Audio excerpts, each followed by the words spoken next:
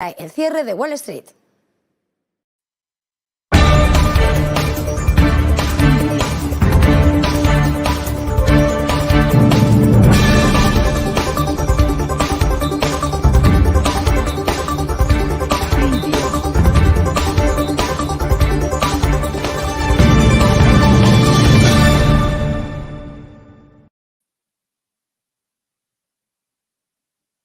Hablando jueves 29 de septiembre, son las 8:03 de la tarde, ya falta de 2 horas para que cierre Wall Street. Vamos con el programa, con el cierre de Wall Street para responder a todas las claves, qué es lo que está pasando, qué es lo que está haciendo que hoy caigan los mercados y ver todas las últimas noticias que hemos tenido, ya que varios miembros de la Fed han vuelto a hablar, hemos tenido datos de empleo, hemos tenido también presentaciones de resultados de ciertas empresas que muestran también cosas que tenemos que estar alerta de cara a los próximos meses, y también hemos tenido por fin la segunda revisión de ese dato de PIB en Estados Unidos del segundo trimestre de 2022. Pero antes de abordar todo eso y de irnos hacia los datos estadounidenses, vamos antes a hablar de México, porque hemos tenido ahora mismo la decisión de ese Banco Central de subir 75 puntos básicos. Y está con nosotros José Ricardo Rangel, presentador de Visión Global. ¿Cómo estás, José Ricardo? Buenas tardes. Muchísimas gracias por la invitación, Javier. Pues aquí muy emocionados, pues la decisión que se ha dado precisamente hoy de la Junta de Gobierno del Banco de México, ahí se las presento, 9:25, ya está más que confirmada de la página de Banjico, y bueno, pues la verdad es que no ha apetecido muy bien por lo menos al mercado bursátil, mi querido Javier. Me has dicho antes que bien que no hayan sido 100 puntos, ¿no? Había ese riesgo, bueno, estaba lo esperado eran 75, ¿verdad? Pero había ese riesgo de que se pudiesen ver hasta 100 puntos básicos, lo que sitúa, de hecho, este 75 puntos en una tasa terminal, en una tasa ahora mismo actual del 9,25, ¿verdad? ¿Cómo va a empezar a afectar todo esto ahí en la economía en México? Bueno, definitivamente es algo que, pues vaya, todos los analistas, todos los consensos de analistas estaban esperando, la mayoría, yo creo que el 90%, había algunos que estaban esperando esos 100 puntos básicos, pero vaya, aquí lo importante y lo que siempre he comentado, mi querido Javier, es el costo del financiamiento, ¿no? A diferencia de otros países que han pues adquirido deuda para apoyar a las pymes en la parte sobre todo de la pandemia, ¿no? México no lo hizo. México, bueno, por lo menos la banca comercial, lo que hizo fue diferir precisamente los plazos, los pagos de algunos de los créditos. Sin embargo, el apetito de riesgo, pues no estaba muy abierto a otorgarles a los pymes, a los independientes, etcétera. Aquí es muy compleja la forma del otorgamiento de crédito en México, y bueno, pues se cerró, digamos que la llave aquí en México. Entonces, dicho esto, la tendencia precisamente, y si quieres te comparto más o menos, es lo que platicábamos en Visión Global, cómo estaba comportándose esta curva, precisamente este crecimiento de la tasa. Bueno, pues tenemos una clara tendencia alcista, ¿no? En las últimas decisiones, las últimas juntas de gobierno, que han sido, pues vaya, de 25, a veces hemos incrementado 50, y bueno, pues el día de hoy pues se ha decidido 75 básicos, ¿no? Entonces, lo que hemos hecho, por lo menos la Junta de Gobierno ha decidido, ha sido conforme ha observado la inflación a la par de Estados Unidos, pues decidir incrementar la tasa de referencia, ¿no? Entonces, hoy por hoy contamos con una inflación más o menos del 8,7%, lo cual, pues, también esta decisión de incrementar la política monetaria, bueno, pues tendremos que ver si de verdad para la próxima reunión vemos el ajuste precisamente que tanto buscamos a nivel inflacionario, Javier. Bueno, pero aunque la inflación esté en el 8,5, sí que es verdad que a nivel global estamos viendo esas magnitudes de inflación en otros países, y sobre todo que los bancos centrales no están ni de lejos tan cerca de esa tasa de inflación en cuanto a las tasas de interés, ¿no? Por lo menos ahora México pues ya empieza a tener esas tasas de interés por encima de la inflación, lo cual en principio tú crees que va a ayudar a que se empiece a moderar de cara a los próximos meses o trimestres. Pues mira, tendríamos que ver, es algo muy importante y por lo menos aquí les comparto el dato precisamente de inflación. México ha sido un país emergente que pues ha lidiado precisamente con todas estas presiones inflacionarias desde hace muchísimos años. Aquí les comparto la gráfica desde 1970. No quiero agarrar de referencia a 1985, que fue un año terrible. Ahí vemos cuestiones inflacionarias de casi 150%. Vámonos a algo más cerca, que fue la crisis de 1994. Aquí podemos ver noviembre del 95, cuando tenemos presiones inflacionarias de casi 50 puntos, que es terrible. Y bueno, la verdad es externar que, pues vaya, las decisiones que ha tomado Banco de México, porque de aquí se hizo un parteaguas para la decisión de política monetaria. Y bueno, pues aquí vemos cómo se ha suavizado, cómo hemos tenido pues inflaciones ya del 3, del 4%, y bueno, pues al día de hoy este 8,7%, y reflejar que pues seguimos en algunos casos teniendo inflaciones un poco más bajas que nuestro país vecino, Estados Unidos. Creo que pues es algo que hay que aplaudir. Y bueno, la otra es pues que seguimos siendo referencia, y lo que comentabas, mi querido Javier, seguimos teniendo este parámetro de una moneda pues fuerte, ¿no? Seguimos teniendo este peso fuerte, y es que así nos vamos rápidamente. Te comparto esta gráfica del tipo de cambio de nuestro peso mexicano, y si vemos, pues hemos estado en una banda en los 21, 19 pesos, con 70 centavos, y así es como nos hemos movido. Pues hay que estar muy, muy pendientes. La verdad es que las proyecciones de crecimiento económico en México siguen teniendo un 1,5%. Hay organismos que están proyectando 2,5%, como lo es el Fondo Monetario Internacional. Sin embargo, pues necesitamos más crecimiento económico. Yo creo que esa es la clave precisamente para nuestro mediano y largo plazo, para que pues vaya, podemos solventar esta situación. Y como te comenté, Javier, lo que más me preocupa a mí es que pues el costo del dinero se va subiendo, y si no implementamos este crecimiento, esta aceleración económica, bueno, pues vamos a tener ahí pues una posible crisis seguramente de impagos, ¿no? Qué bueno que hayas comentado eso del peso mexicano, porque iba a preguntártelo justo ahora. Te iba a decir esas divisas que claramente están aguantando, que son tanto en Brasil, en México y en Estados Unidos, ¿no?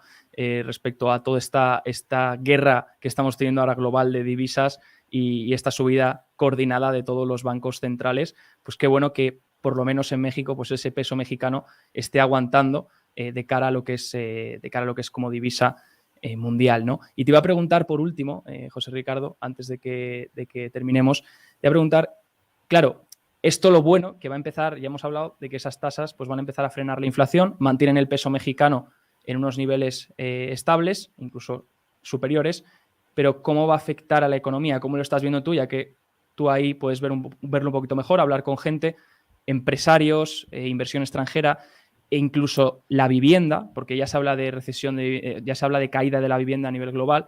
¿Cómo lo estás viendo todos estos aspectos más económicos, más del día a día ahí en México?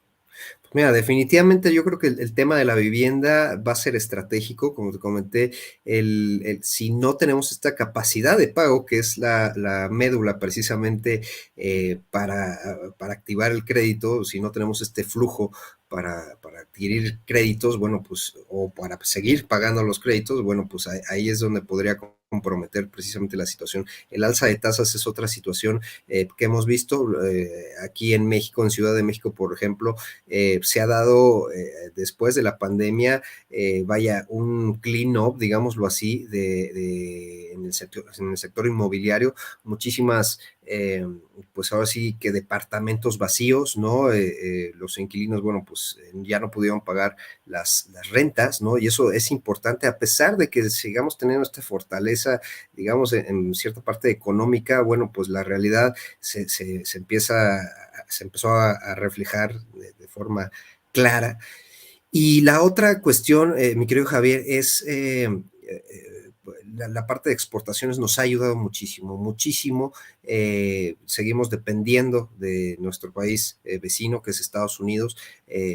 A medida que tenga ese crecimiento, pues nosotros seguiremos creciendo también en la parte de exportaciones. La otra cuestión que pudiéramos ver estratégica es el nearshoring aquí en México, derivado precisamente del crecimiento que pudiera llegar a tener Estados Unidos y de esta nueva forma de establecer, pues ahora sí que las plantas industriales, el sector industrial aquí en México va a seguir siendo estratégico, ¿no? Por lo menos en el corto plazo.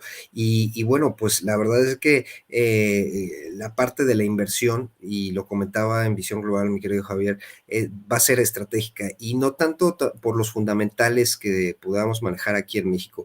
El tema de las divisas también está siendo beneficiado por las remesas, estas remesas de nuestros conciudadanos mexicanos que trabajan en Estados Unidos y que envían dinero a sus familias aquí en México, ha seguido teniendo una tendencia a la alza y bueno, pues esto pues ha beneficiado también al tipo de cambio, a la moneda. Sin embargo, lo que te comentaba, si no tenemos un Estado de Derecho, que eso yo creo que es la cuestión medular aquí en México, esta transparencia para los proyectos, para las inversiones, para el otorgar concesiones por parte del gobierno, si no existe esa transparencia, podemos ver frenada precisamente esta inversión y por lo mismo el fortalecimiento de la moneda, mi querido Javier.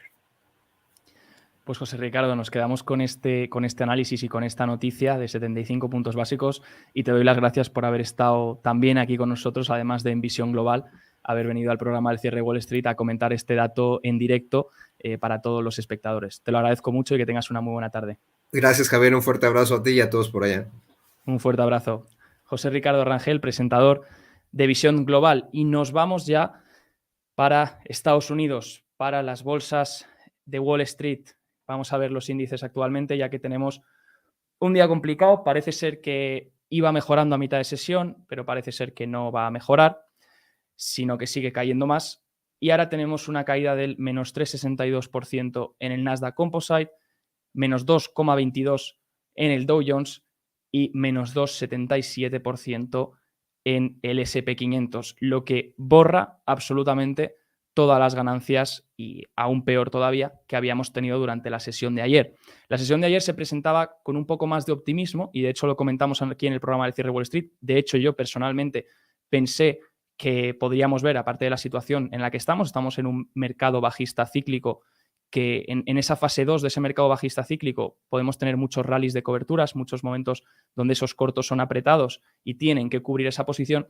Y ayer, con la noticia del Banco Central de Inglaterra, parecía que los tipos podían caer, ese TNX caía un 6%, esos intereses a 10 años caían fuertemente del 3,9, del 4% que habían tocado, caían hasta el 3,7%. Sin embargo, hoy han recuperado. Ayer también el dólar dio un poco de tranquilidad a los mercados, hizo que las materias primas pudiesen rebotar, que los metales pudiesen rebotar. Sin embargo, el dólar no termina ahora mismo de corregir. Sí que hoy corrige el dólar index un menos 0,23%, pero no es suficiente para dar alivio a los mercados, ya que los intereses vuelven a rebotar. Como hemos dicho, la vela de ayer, fíjense, si miramos el ETF TNX, de hecho vamos a verlo aquí mejor, que es más, se ve mejor, el ETF TNX, que es el que siempre medimos, mide los intereses a 10 años de los bonos a 10 años estadounidenses y como ven, la vela de ayer pues bajaba un menos 6,53%, tocábamos a principio del día el 4%, más o menos esa zona psicológica del 4% en los intereses del 10 años y luego caía hasta casi el 3,7%, 3,74% en ese sentido y hoy vuelve a rebotar, lo tenemos ahora mismo en el 3,77%.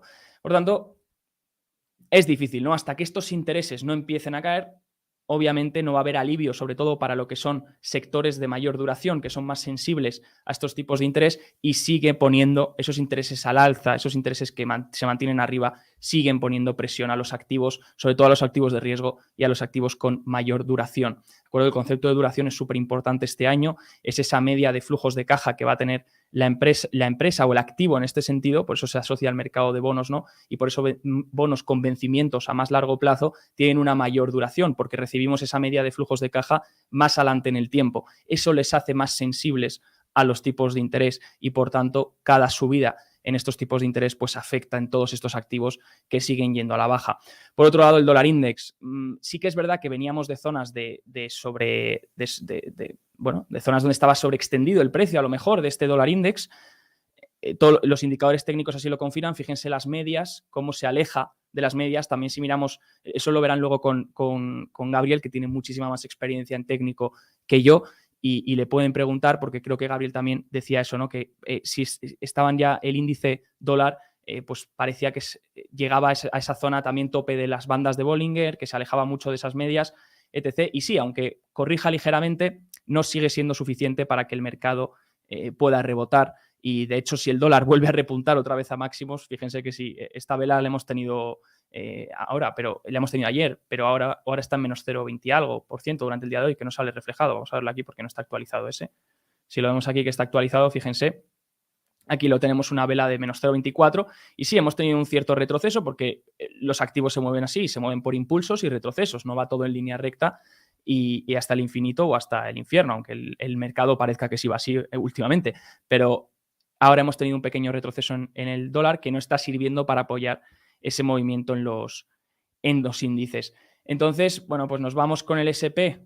Vamos a verlo en detalle dónde se nos sitúa el SP500, que se nos sitúa ya perdiendo esos mínimos del año, ¿no? Que confirmamos que estamos perdiendo esos mínimos del año ya con el objetivo de plantar otros mínimos.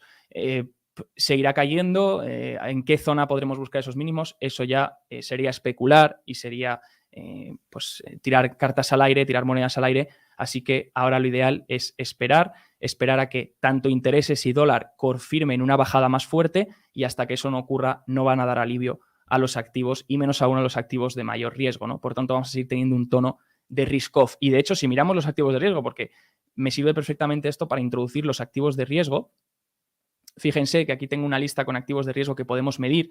Se la voy a compartir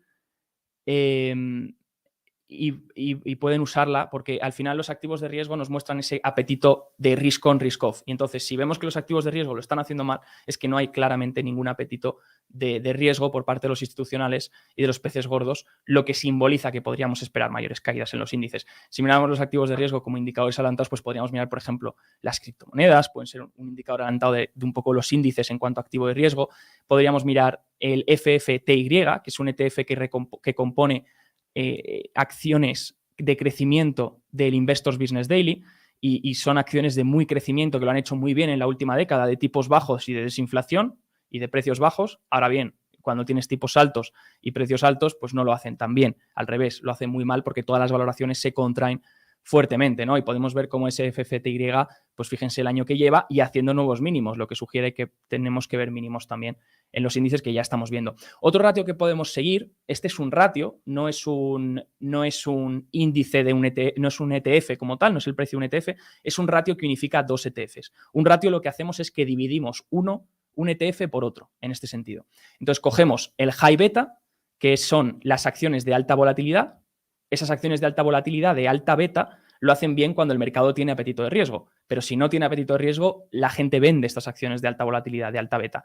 Y luego lo dividimos por otro ETF que es las acciones de baja volatilidad, las acciones de low beta, de baja beta. Y esa sí que es donde se busca refugio cuando quieres salir del riesgo. Entonces, si el ratio va a la baja, significa que las acciones de alta volatilidad lo están haciendo peor que las de baja volatilidad. Entonces hay una salida sistemática del riesgo.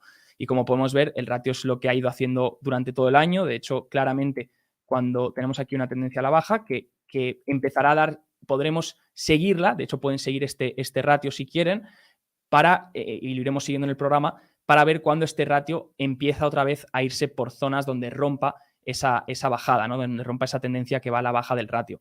Y ahí es cuando podremos ver que a lo mejor está ganando fuerza otra vez las acciones de alta volatilidad. Hasta entonces, lo que nos muestra de nuevo, sí que es verdad que aquí tuvimos el rebote de verano, pero lo que nos muestran hasta ahora es que otra vez salida de riesgo, salida de acciones de alta volatilidad, y lo hacen mejor las acciones de baja volatilidad. Y no quiere decir que suban, no quiere decir hacerlo mejor, no quiere decir que suban, sino que de forma relativa, pues hacerlo mejor podría ser caer menos en este sentido que las de alta volatilidad, ¿no? Entonces eso es a lo que hago referencia cuando el ratio digo que lo hace mejor. Otro ETF que podemos mirar de riesgo, de apetito de riesgo, es el High Yield, el ETF de bonos de alto riesgo que otorgan también una alta TIR. Y estos high yield, estos bonos high yield, pues vemos el precio que obviamente se ha ido a la baja durante todo el año, y vemos que ya habían hecho un nuevo mínimo.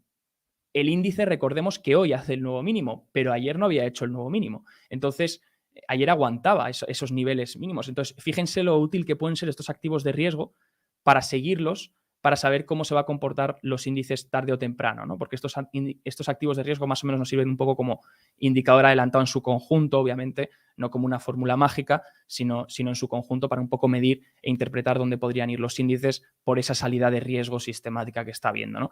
Otro ETF que podemos mirar, ETF de HIPOs. Fíjense que este todavía no hace mínimos, pero bueno, se está acercando a ellos con probabilidad, obviamente, de perderlos. Este ETF es de Renaissance, del conocido Jim Simons, de la empresa del conocido inversor Jim Simons, y lo que hace es que unifica todas las empresas que han salido a bolsa en los últimos años, ¿no? Entonces, pues podemos ver que recompone esas empresas más HIPOs, que son también empresas más arriesgadas, de mayor crecimiento, porque han salido a unas valoraciones más absurdas, sobre todo en los últimos años, ¿no? Por último, podríamos mirar también un ratio que puede ser el Vanguard Growth, o incluso podríamos dividir, en este sentido vamos a dividir el Vanguard Growth por el Vanguard Value, que me parece más útil, y cogemos el ratio y dividimos. Fíjense que todavía no hace un nuevo mínimo, pero bueno, sigue yendo a la baja, ¿no? Entonces, hasta que esto no revierta, pues podemos ver una señal también de salida de riesgo a medida que esas acciones de crecimiento lo hacen peor que las acciones en valor. Otra medida de riesgo, esas acciones de crecimiento. Así que ese es el panorama de hoy. ¿Por qué ha ocurrido? Bueno, vamos a resumirlo. Primero vamos a ver rápidamente, déjenme mirar rápidamente el mapa, ya que es bastante feo. Bueno, no tenemos nada que mirar, es todo feo, es todo rojo, no se salva nada. A lo mejor alguna acción de healthcare, a lo mejor alguna acción de energía. Si miramos por grupos, podemos ver que energía y healthcare justamente se veía en el mapa con las acciones que aguantaban un poquito mejor. Fíjense que el peor sector hoy, consumo cíclico, el segundo peor sector, real estate durante el día de hoy, después utilities, después tecnología, comunicaciones industriales, consumo defensivo, el basic materials, financieros, healthcare y energía. Así que, bueno, pues bajando todos estos sectores, pero energía y salud, pues aguantando un poquito mejor que el resto, con unas caídas energía de menos 1,19% y salud del menos 1,35%, mientras que tenemos algunos sectores como consumo cíclico bajando un menos 4,29%, lo cual es una barbaridad. ¿Qué ha pasado y por qué ha continuado a la baja los índices? Si ayer rebotaban, ayer teníamos ese Banco Central de Inglaterra que daba esa capitulación, que intervenía el mercado. Intervenía el mercado, obviamente, comprando bonos de vencimientos a largo plazo para salvar, por así decirlo, los fondos de pensiones. Los fondos de pensiones tienen muchísimos bonos a largo plazo, por tanto, si los intereses seguían subiendo, empezaba a generar un riesgo financiero para estos fondos de pensiones, ya que usan esos bonos como colateral. Y si el colateral deja de valer nada, empieza a ser basura, pues ya no es colateral. Entonces hay un riesgo muy gordo ahí. Entonces interviene en el mercado de bonos comprando. Y eso fue una señal de que la gente se lo tomó como una capitulación. Hay un vídeo, de hecho, en el canal de Negocios TV titulado Cuidado con emocionarse con el Fed Pivot, porque ayer en el programa del cierre de Wall Street hablábamos de esto, ¿no? De que ya otra vez la gente volvía a hablar de que como el Banco de Inglaterra ha capitulado, pues que la Fed iba a pivotar. Y esa es la premisa que ha comprado todo el verano el mercado. Y es la premisa que ha demostrado una y otra vez fallar, y que la Fed todavía no pivota, y la Fed todavía parece ser que no va a pivotar. Entonces es una premisa que intentar adelantarse a ella sale muy, muy, muy caro. Y ese es el problema, que el mercado intenta constantemente adelantarse a los acontecimientos para aprovechar de primeras esa oportunidad, pero todavía no tenemos ningún signo que muestre que la Fed vaya a capitular, al margen de lo que hayan hecho otros bancos centrales. Pero de hecho hoy Loretta Mester ha recalcado que ya saben lo que está ocurriendo a nivel global y que eso no tiene por qué hacer a la Fed pivotar. Entonces, cuidado con lo que están diciendo los miembros de la Fed y cuidado ahora dónde están las probabilidades. Bueno, hoy entonces, ¿por qué de vuelta ese sentimiento tan negativo? ¿Por qué de vuelta esa caída otra vez a la baja? Los miembros de la Fed han seguido con su discurso hawkish, recalcando y respetando las palabras de Powell, las últimas que dio desde el Jackson Hole, en otro discurso también antes de la reunión del FOMC y en la última reunión de la FOMC de ahora de septiembre. Respetan ese discurso hawkish que ha dado el presidente de la Fed, Jerome Powell, y lo mantienen. Y Bullard y Loretta Mester han vuelto a hablar hoy recalcando estos tonos hawkish. Ahora vamos a ver lo que han dicho luego a continuación, pero que sepamos que es una de las razones también. Luego ha habido revisión del PIB, revisión del segundo trimestre de Estados Unidos, del PIB del segundo trimestre de Estados Unidos, y se han revisado ciertos datos. La lectura del PIB sigue siendo la misma, es menos 0,6% para el trimestre, la misma que se dio en la anterior revisión, pero se han revisado al alza los precios, el PCE, el índice de precios, y también los datos de consumo, y que se revisan al alza ambos. Por tanto, muestran que todavía sigue habiendo un consumo dentro del PIB importante dentro de esos ciudadanos estadounidenses, y también el índice de precios es todavía más alto, lo que sugiere que la Fed tenga que seguir siendo más restrictiva, ¿no? Y luego hemos tenido otra noticia que vamos a ver también, que es la bajada a niveles no vistos desde abril de las solicitudes iniciales de desempleo. Ha sido un dato bastante drástico, lo que muestra que el mercado laboral, por ahora, y repito, por ahora, porque obviamente no hemos visto todavía los efectos en el mercado laboral de subida de tipos, y que la tasa de paro se ha ido del 3,5 al 3,7, pero todavía no hemos visto efectos drásticos para esta subida tan drástica que hemos tenido en tipos de interés, ¿no? Por eso, esta bajada a niveles no vistos de las solicitudes iniciales de desempleo, lo que muestran es que hay menos personas solicitando esa ayuda de desempleo, lo que muestra que el mercado laboral aguanta. Entonces, esto supone que tienes que seguir presionando, que la Fed tiene que seguir presionando porque tiene que enfriar el mercado laboral para también ayudar a frenar la inflación. Entonces, todas estas conclusiones han llevado a una Fed hawkish, lo que ha hecho rebotar obviamente los intereses desde la caída de ayer y obviamente subidas agresivas hasta llegar a la tasa terminal. Vamos a ir viendo paso a paso, punto por punto, todos estos datos para ver exactamente cómo han sido, ¿no? Bueno, primero recalcar que tenemos que hablar del PIB final de esta revisión del dato de PIB del segundo trimestre. Pronto tendremos el dato del tercer trimestre, pero por ahora hay que ceñirse a lo que tenemos.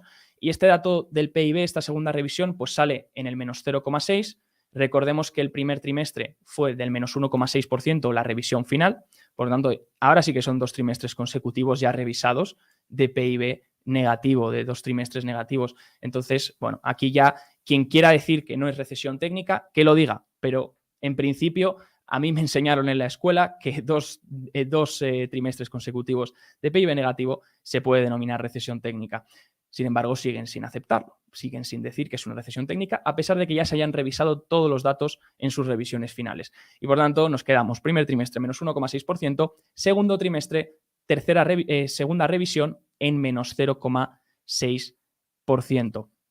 Así que ahí ya tenemos las dos lecturas. ¿Cuáles han sido los cambios? Bien, los cambios han sido, bueno, el PIB en general se mantiene igual, menos 0,6, menos 0,6. Las ventas finales se mantienen igual. El PCE es lo que aumenta, que es lo que hemos dicho antes. Aumenta de más 7,1% a más 7,3%, lo que sugiere precios más altos. Y el PCE Core, en la medida subyacente que excluye categorías volátiles de comida y energía, también sube. La última revisión fue 4,4% y ahora está en más 4,7%. También el gasto del consumo aumenta de más 1,5% a más 2%. Todo esto, si englobamos el PCE y el gasto del consumo, muestran que todavía hay fortaleza del consumidor en este sentido para los datos que está vigilando la Fed, y que los precios, también hay fortaleza en los precios de subida. Entonces, obviamente, aunque esto sea del segundo trimestre y vaya ya un poco retrasado por el tema de que estamos viendo la revisión del segundo trimestre de 2022, pero el mercado se lo ha tomado así, ¿no? Como una medida de que tiene que ser hawkish la Fed, o mantener por lo menos ese tono en la reunión de noviembre. Bien, la segunda revisión ha reflejado una mejora en consumo, inversión de inventario y gasto gubernamental, pero baja la inversión fija residencial y las exportaciones. Recordemos que las exportaciones, a medida que el dólar esté más alto, ¿cómo van a afectar de cara a los próximos trimestres? Porque, claro, las exportaciones con un dólar tan alto a lo mejor se van reduciendo poco a poco, ya que no se encuentran tan atractivas ahora mismo, ¿no? Y se encuentran sustitutos. Entonces, ¿cómo va a ir afectando esa balanza comercial todo el tema de la subida del dólar? Y también, bueno, en otros aspectos, obviamente, esa subida de tipos, cómo va a afectar en el inventario, en el tema del consumo personal, etc. Entonces, bueno, aquí tienen los cambios por si quieren hacerle captura. Tenemos aquí el tercer estimado, donde simplemente, pues eso, se revisa, se mantiene igual el PIB del tercer trimestre, menos 0,6%, y se revisa al alza el PCE de 7,1 a 7,3 y también el subyacente de 4,4 a 4,7. Tenemos las contribuciones finales de lo que ha sido el PIB real. Bueno, como pueden ver, algo que se ve claramente de primeras es que los servicios están aportando mientras que los bienes están restando. Por tanto, los servicios es por ahora lo que está haciendo que a lo mejor no veamos lecturas tan drásticas en el PIB, ¿no? Caídas más drásticas en los datos de PIB. Como ven, lo que más está aportando, pues eso, servicios médicos y sociales, profesionales, técnicos, servicios de acomodación y de comida, servicios de real estate y de alquileres, etc., servicios de entretenimiento, arte y recreación, servicios de finanzas, servicios de management, servicios administrativos y de retail, por ejemplo, información, transportes, etc., mientras que algunos como construcción, bienes manufactureros, etc., pues obviamente están restando. Servicios educativos, fíjense, estos servicios educativos sí que están a la baja, pero lo que están restando sobre todo son bienes y lo que está más aportando son servicios en este sentido, lo que mantiene un poquito más ese PIB para no ver lecturas más drásticas. Vamos con el segundo dato importante, lo que ha hecho también que muestre una Fed que tiene que ser más hawkish, y vamos a ver ahora, después de este dato, vamos a ver cómo han afectado a las probabilidades de lo que se espera de cara a la próxima reunión de noviembre, porque es que se ve claramente, las probabilidades han pasado, ya lo verán, han pasado de ayer, que estábamos en un 50-50, más o menos, de 50 puntos básicos o 75, pues ahora se ha volcado todo otra vez hacia 75, la mayor probabilidad hacia 75 puntos básicos, lo que obviamente pone peso en el mercado, porque muestra que todavía esto no ha acabado, ¿no? Sí que es verdad, y luego veremos, porque sí que es verdad que ayer comentábamos, oye, pero el mercado está muy sobrevendido, hay ciertos indicadores que muestran que podríamos tener un rebote. Sí que es verdad que podríamos tener un rebote en las próximas semanas, nadie lo sabe, eso es ya tener una bola de cristal, intentar esperarlo. Necesitaríamos esperar confirmaciones, una vez las tengamos, pues sí que se podrá aprovechar ese rebote, pero no olvidemos que estamos en un mercado cíclico bajista, ¿no?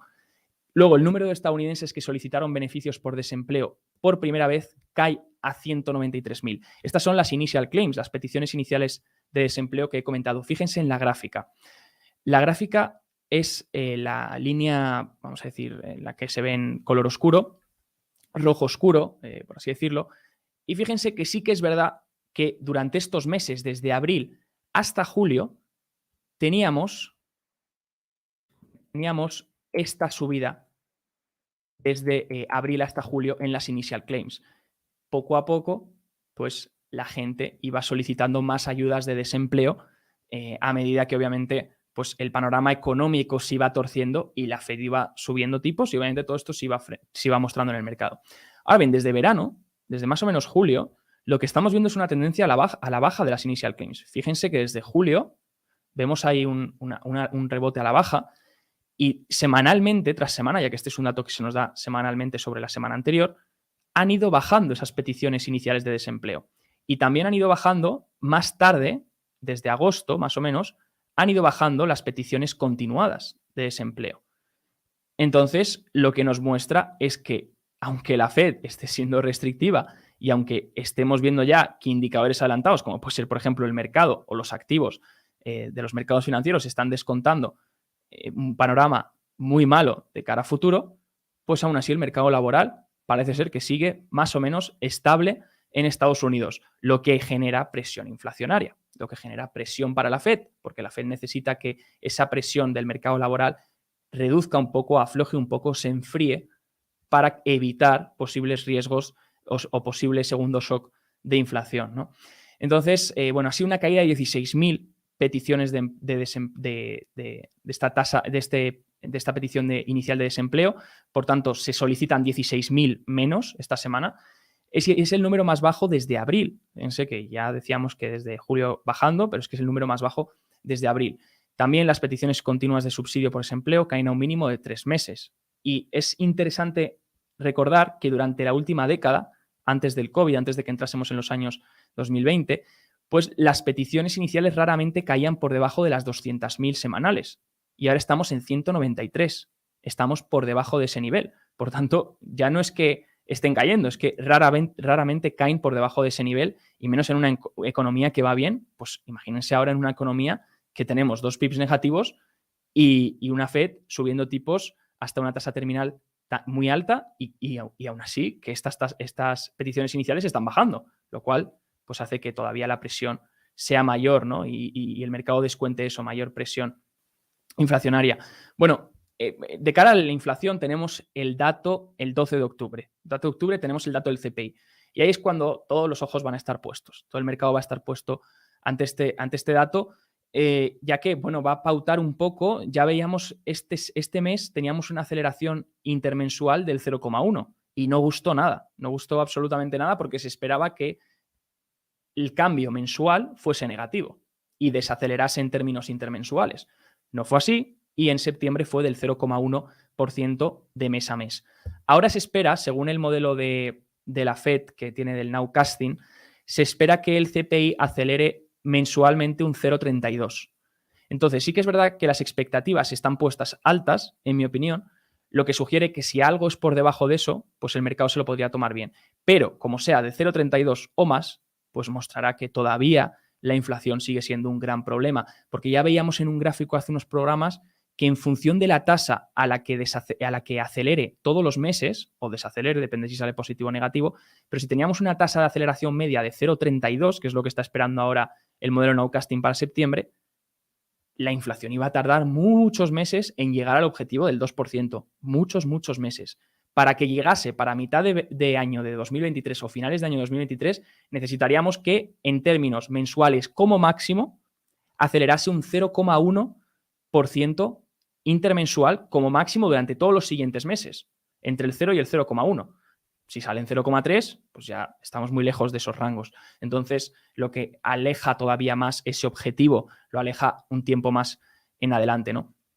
Este fue el dato y quiero mostrárselo porque vamos a estar vigilando los próximos programas, vamos a estar vigilando el dato de inflación, esperando, y yo analizaré todas las categorías, les traeré un análisis de todas las categorías y qué espero de cada una de las categorías, para que un poco podamos deducir, porque sí que hay categorías que aportan más a ese dato y pesan más, y hay otras categorías que pesan menos. Entonces, sobre esas categorías que pesan más, intentaré traerles datos la semana que viene, donde veremos exactamente qué podemos esperar de cada una de las categorías, qué noticias tenemos, qué indicadores podemos seguir y qué están diciendo las empresas de esos sectores o de esas industrias. Y así podremos hacernos una idea de si podemos tener aceleración en esa categoría o desaceleración. Fíjense que hay algunas categorías que quiero comentar. La primera, obviamente, comida. Comida sigue siendo una categoría que va a generar presión y que tendremos que ver que desacelere antes de emocionarnos para los datos de inflación. Entonces, si sigue generando presión, todavía vamos a tener problemas. Luego, otra categoría importante que estoy siguiendo es nuevos vehículos, porque sí, los vehículos usados, ahora vamos a hablar de una empresa de CarMax que ha presentado resultados y los vehículos usados parece que siguen yendo a la baja y desacelerando, pero los nuevos vehículos, ojo, cuidado, porque podrían repuntar y empezar a ser un problema. Recordemos que vehículos usados fue un problema en 2021, fue uno de los principales contribuyentes a una inflación alta en principios de 2021. Ahora ya no lo es, pero ojo si los nuevos coches vuelven a acelerar, ¿no? En la otra categoría. Y por último, la categoría de servicios, sobre todo servicios médicos. Fíjense que en el mes de agosto aceleró un 0,8% y también servicios de transporte y también shelter. Todo lo que está relacionado también con la vivienda, ¿no? Que aceleró un 0,7% en el mes pasado. El problema de la vivienda es que aunque estemos viendo datos, y ayer, si no vieron el programa de ayer y lo quieren ver, ahí estuvimos revisando bastantes datos, unos 10 datos macroeconómicos de la vivienda, y veíamos que obviamente está cayendo, pero todavía a lo mejor es pronto para verlo reflejado en el CPI porque suele ir con un retraso de 18 meses estos datos. Bien, la burbuja en los precios de los coches usados fue uno de los principales factores de impulsar la inflación en 2021, es lo que les he dicho, ¿no? Y ahora sí que estamos viendo que estos precios, este Manheim, que es el índice que podemos mirar, el índice de precios de coches usados, tendremos una lectura actualizada en unos días, pero fíjense que ya lleva yendo a la baja varios meses, más o menos desde diciembre de 2021. Entonces este fue el componente, por eso les decía que este fue el componente que hizo acelerar la inflación en 2021. Ahora ya no es tan importante porque fíjense, porque desacelera y parece que va a seguir siendo así, ¿no? Pero esto es uno de los componentes que, bueno, que pueden dar un poco de alivio, pero repito, el problema es los nuevos coches. Y vamos a ahora ver los resultados, hablando de coches usados, vamos a ver los resultados de CarMax porque es importante para entender cómo está la economía actualmente. Vamos a irnos un segundo a Publi y volvemos con los resultados de CarMax.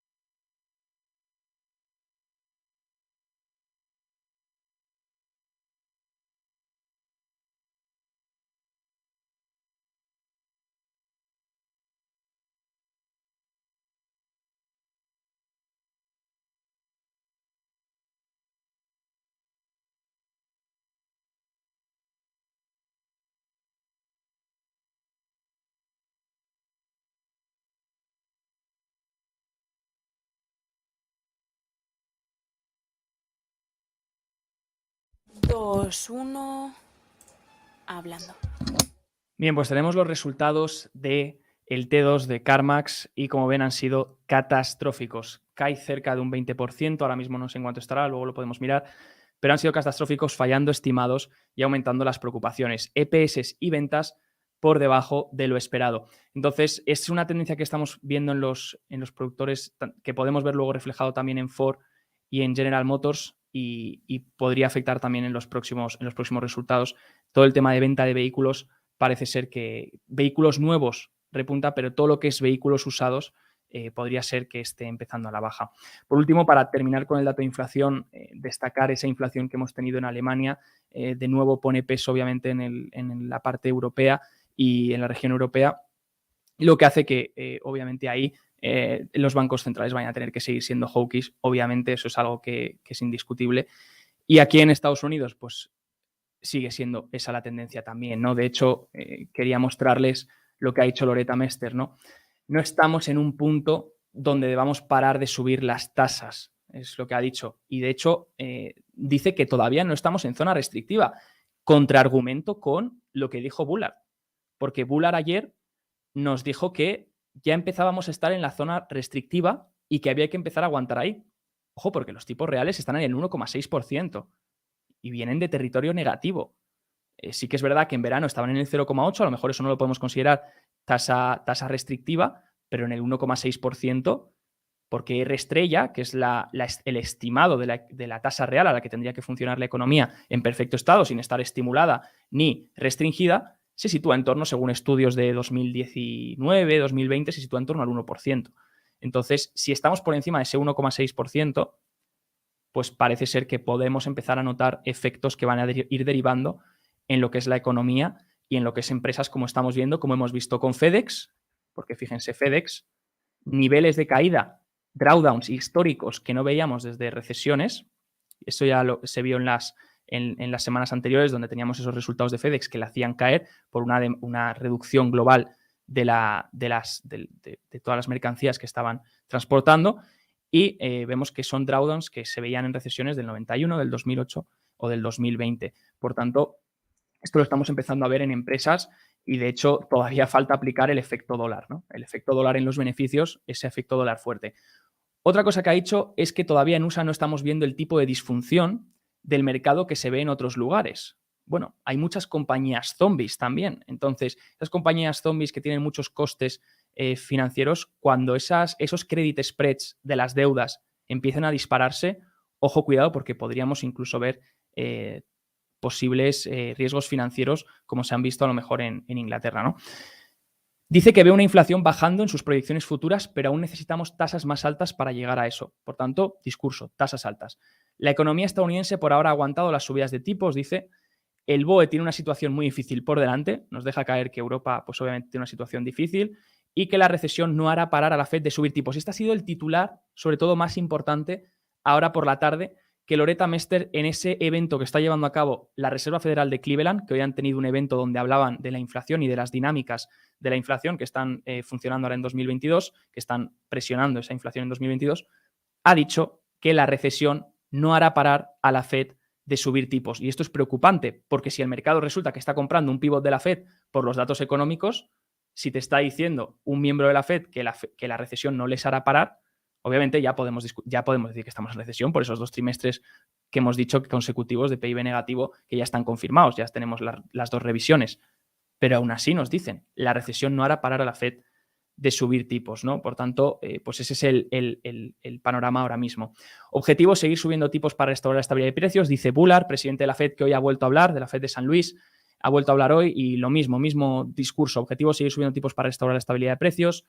Necesitaremos tipos más altos y por más tiempo de lo que el mercado anticipa y tenemos riesgos de recesión, pero ese no es el escenario más probable ahora mismo. Bueno, hace poco decían que no había riesgo de recesión, sino que iba a ser todo un soft landing. Ahora tenemos riesgos de recesión, pero no es el escenario probable y luego acabará siendo tenemos recesión, pero no nos importa, ¿no? Eso parece ser que esa es la tendencia. Vamos a ver cómo han cambiado las probabilidades ahora mismo del FedWatch Tool. Fíjense que estamos ahora mismo para la reunión de noviembre. Esto lo pueden acceder de forma gratuita, pueden poner por la página del CME, pueden poner FedWatch Tool y les sale esto actualizado con 10 minutos de retraso de la probabilidad que se asigna para los tipos de interés para la siguiente reunión de noviembre y para las siguientes que hay en el año. Entonces, fíjense que ayer, ahora mismo estamos en la tasa de 3,25. Entonces, para noviembre se espera ahora mismo, la mayor probabilidad está aquí, una probabilidad de 63,7%, que se espera que las tasas suban 75 puntos básicos, hasta el rango de 3,75 y 400 puntos básicos. Por tanto, la probabilidad está en 75 puntos básicos, pero fíjense cómo ha cambiado hoy la probabilidad, porque ayer, si miramos esta línea y ponemos un día, que fue ayer, 28 de septiembre, hoy estamos a día 29, si miramos ayer la probabilidad de 75 era de 56,8. Y la probabilidad de 50 era de 43,3. Entonces, más o menos estaba igualada la probabilidad. Más o menos estaba igualada esa probabilidad en esos 2 rangos. Ahora está claro que ha ganado, por los últimos datos que estamos viendo, ha ganado otra vez la probabilidad de 75 puntos con un 63,7%, mientras que se queda un 36,3% en 50 puntos básicos. ¿Y qué se espera para diciembre ahora mismo? Bueno, ¿qué espera el mercado para diciembre ahora mismo? Pues el 60,7% de la probabilidad está asignada en que lleguemos a la tasa de 4,25%, 425 puntos básicos. Veremos si así es o son tasas más bajas, iremos viendo y evolucionando, pero hoy el mercado pues pone presión a eso. Quería hablarles del efecto dólar, ¿no? El efecto dólar y la capitulación, rápidamente. Voy a intentar ir rápido para que podamos verlo rápido. Bueno, lo primero, fíjense, ¿cómo medir la fortaleza del dólar? Tipos reales. Banco Central, que es más rápido, aunque haya llegado tarde, porque han llegado tarde los bancos centrales, pero aunque haya llegado tarde el Banco Central estadounidense, la Fed ha llegado antes que el resto de bancos centrales. Lo que hace que los tipos reales estadounidenses hayan subido aún más rápido que los tipos reales, por ejemplo, en la eurozona. Fíjense en el gráfico de abajo, es el más importante. Esta tabla de Gabecal Research me gusta mucho. Fíjense que abajo tenemos los 2 tipos reales. Tenemos los tipos reales estadounidenses en negro y los tipos reales de la eurozona en gris, que siguen en territorio ligeramente negativo. Fíjense que a medida que estos tipos reales se van haciendo más altos, pues obviamente el efecto restrictivo en la economía se va notando y también el efecto en los activos de riesgo, porque obviamente esto pone presión a los activos de riesgo. Si me están ofreciendo un tipo de interés positivo a 10 años, cubriendo la inflación, pues obviamente voy a decantarme por un activo de libre de riesgo, por un activo que tiene menor riesgo que otro. Entonces ahí es donde compites, ¿no? Y ahí es donde se acaba el argumento TINA, there is no alternative, que todo el mundo lo compraba porque decía, como los tipos reales son negativos, yo tengo que invertir en activos de riesgo si quiero sacar rendimiento. Yo necesito arriesgar si quiero sacar rendimiento. Y por eso había una demanda de high yield, de bonos crediticios de alto riesgo. Y también había una demanda por acciones de alto riesgo muy alta. Pero claro, ahora que los tipos reales, ahora que ya ese TINA se ha eliminado, porque los tipos reales son positivos, pues tienes otras variables, tienes otras opciones. Fíjense que lo que hace este gráfico de arriba, lo que hace es el spread. Resta los tipos reales de Estados Unidos, se lo resta a la eurozona, a los tipos reales de la eurozona, para tener ese diferencial. Entonces, cuando tenemos ese diferencial, obtenemos la curva roja. ¿Y qué hace el dólar respecto a la curva roja? Pues seguirla. Entonces, si ese spread, ese diferencial entre los tipos de interés reales de Estados Unidos y los tipos de interés reales en la eurozona se amplía, significa que los tipos de interés reales en Estados Unidos son más altos que los de la eurozona y se alejan cada vez más, le saca mucha ventaja, pues entonces este spread, real yield spread, se va al alza y el dólar gana fuerza, obviamente, se revaloriza contra el resto de divisas. No solo eso, si miramos el dólar, el dólar en este caso como moneda de oferta, como en una comparativa de oferta y demanda, si cogemos por el lado de la oferta lo que es el M1, la medida de M1 para la oferta de efectivo y la demanda como el PIB nominal, pues si lo dividimos podemos ver que cuando Estados Unidos, que es la línea roja, tiene una mayor oferta que la demanda de dólares de efectivo, pues lo que hace es que la divisa se deprecie respecto al resto de divisas mundiales. Mientras que ahora está por debajo del resto de otras zonas, del resto de Inglaterra, de Japón, de la eurozona, y cuando está por debajo, ¿qué quiere decir esto? Que la demanda es superior a la oferta, porque ha frenado la oferta, pues cuando lo está haciendo más que el resto de zonas, lo que hace es que el dólar se revalorice respecto a otras divisas, y aquí lo tenemos, es esa línea roja que hemos visto plasmada en todos los pars. Entonces vemos en el yen japonés cómo baja, vemos en el euro cómo baja, vemos en la libra esterlina cómo baja a medida que Estados Unidos lo hace mejor en ese sentido, en ese crecimiento de la masa monetaria, tiene más demanda ahora que oferta, ¿no? Bueno, esto ha hecho que obviamente las divisas pues se deprecien. Fíjense que lo poco que antes hemos comentado con José Ricardo, que lo poco que aguanta apenas es ese peso mexicano, ese real brasileño, pero bueno, la libra esterlina, impresionante caída, el yen japonés, el euro, el Korean won, etc. Y lo importante no es eso, lo importante es cómo afectará esto a los beneficios empresariales. Aquí hemos hablado mucho del dólar y de los beneficios empresariales. Fíjense que este gráfico de FactSet nos muestra las empresas del SP500, porque sí, bueno, están en Estados Unidos, qué bien, están ahí, pero fíjense la exposición internacional que tienen las empresas del SP500. Un 40% de las ventas de las empresas del SP500 tiene exposición internacional.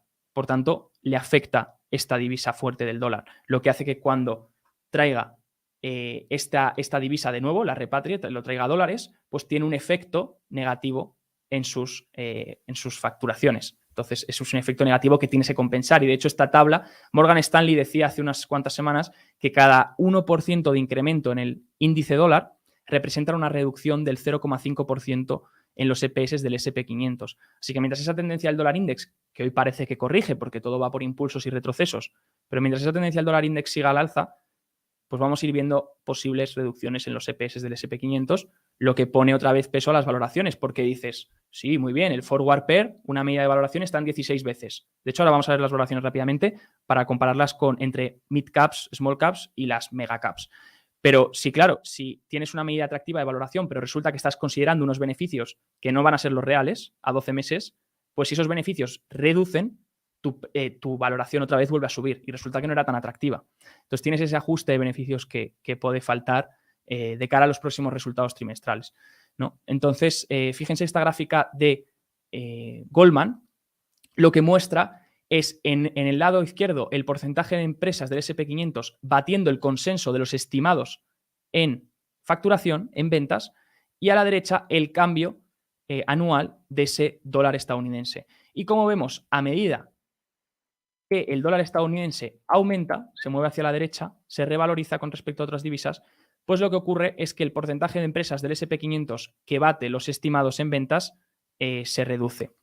Entonces, pues eso, pues ¿qué esperar de cara a los próximos resultados empresariales? El efecto dólar. El efecto dólar. Miremos detalladamente cuál es ese impacto divisa en las empresas que tienen exposición internacional y, ojo, cuidado si tienen en cartera empresas con una alta exposición internacional, porque ese efecto lo van a tener que trasladar. Coca-Cola el trimestre anterior ya ha trasladado un 6% de impacto en las ventas a la baja por ese aumento del dólar. Y estábamos hablando del trimestre anterior, no de este.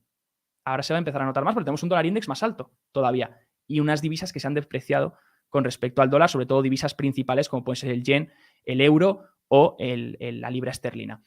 Bueno, poco a poco va notándose esa capitulación, ¿sí? No hemos llegado, yo personalmente creo que no hemos visto el efecto capitulación final. No sé si lo veremos ahora, no sé si lo veremos el año que viene. Yo personalmente no lo creo. Hice un vídeo, si quieren verlo, hice un vídeo sobre un reporte de Goldman Sachs. No es mío, yo traduzco el reporte y lo traigo de la forma que pueda, representándolo. Son 50 páginas que intenté resumir. Y es de Peter Oppenheimer. Es de uno de los mejores estrategas. Tiene un libro que se llama The Good Long Buy. Si buscan Peter C. Oppenheimer lo encuentran en Amazon. Es un libro con una portada naranja. Y ese libro a mí me parece una obra de arte en cuanto a clases de activos y cómo se comportan los mercados e indicadores a seguir. Y Peter Oppenheimer, que es del equipo de estrategas de Goldman Sachs, hizo un informe que se titulaba El mercado bajista aún no ha terminado. Y en ese informe hizo un vídeo resumen que tienen aquí en Negocios TV, que pueden buscar, pueden poner mi nombre, Javier del Valle, y pueden poner en el buscador El mercado bajista no ha terminado. Y van a encontrar ese vídeo. En ese vídeo, en 10 minutos, resumo ese paper de 50 páginas. Y ese vídeo tiene 4 variables y una de ellas también es la capitulación. Tenemos que ver una capitulación final, que realmente la gente no quiera comprar más, que realmente la gente se canse del mercado, empiece a entrar en una fase de depresión y no quiera saber nada más del mercado nunca más. Por primera vez estamos empezando a ver ligeros síntomas. Voy a decir ligeros síntomas porque todavía no tenemos síntomas grandes, pero ligeros síntomas de que, por ejemplo, salidas de capital de los retailers, de los inversores. Por tanto, bueno, pues es un síntoma. ¿Qué falta también? Falta un segundo síntoma que puede empezar a llevar a la capitulación final. Fíjense cómo han aguantado las valoraciones forward de esos beneficios esperados. Repito, parece que han caído, pero ojo al ajuste en beneficios, cómo va a volver a hacer subir esos forward EPS. Pero bueno, han caído igualmente por ese ajuste en el precio.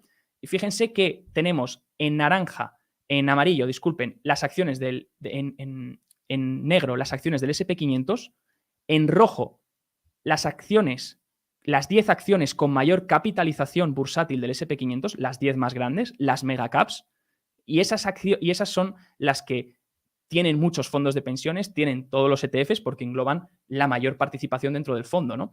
Dentro de un fondo, dentro de un índice bursátil, disculpen, no. Y fíjense que estas remaining SP500 stocks serían las otras, si restamos esas 10 más grandes del índice y cogemos el resto, ¿cómo ha ajustado ese forward pair? ¿Cómo ha ajustado ese múltiplo de cuánto de precio estamos pagando por los beneficios futuros, esas valoraciones? Pues han ajustado más, pero fíjense lo que falta por ajustar de las megacaps. Las megacaps todavía siguen más arriba, todavía no han igualado esa bajada. Fíjense que esto ocurrió también en el 2000. En el 2000, las 10 empresas más grandes del índice, con mayor capitalización del índice, estaban todavía muy alejadas mientras que de la caída en las valoraciones, mientras que el resto de empresas sí que caía. Y luego sí que cayó e igualó. Por tanto, aquí es donde puede faltar lo último. Una bajada en las megacaps. Una bajada, ayer comentaba, Tesla, Apple. Me parece que Apple, la zona de 150 era clave. Pues necesitamos que Apple demuestre que quiere bajar también para que estas megacaps demuestren que van a ajustar las valoraciones y entonces ya empecemos a estar en zonas de capitulación en cuanto a valoración, ¿no? Vamos a ir un segundo a Publi y ahora terminamos con el programa.